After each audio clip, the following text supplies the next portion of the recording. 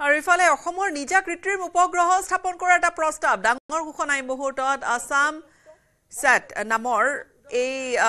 অসমে কৃত্ৰিম উপগ্ৰহ স্থাপন কৰিব আসাম সাটেৰে অবিৰত তথ্য সৰবৰাহৰ জৰিয়তে কৃষি দুৰ্যোগ ব্যৱস্থাপনা লগতে আন্তঃগাঁথনি সীমান্ত সুৰক্ষা ব্যৱস্থাপনা আৰক্ষী অভিযান আদিত সহায়ক হ'ব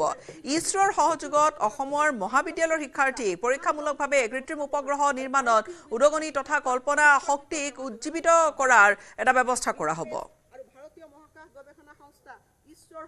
মহাকাশলৈ অসমৰ নিজা কোচ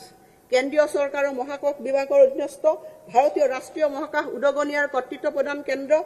ইনস্পেকৰ সহযোগিতাত জটিল আৰ্থ সামাজিক প্ৰকল্পসমূহৰ কাৰ্য ৰূপায়ণৰ স্বাৰ্থত বিশ্বাসযোগ্য আৰু অবিৰত তথ্যৰ সৰবৰাহ নিশ্চিত কৰাৰ বাবে আমি আমাৰ নিজা কৃত্ৰিম উপগ্ৰহ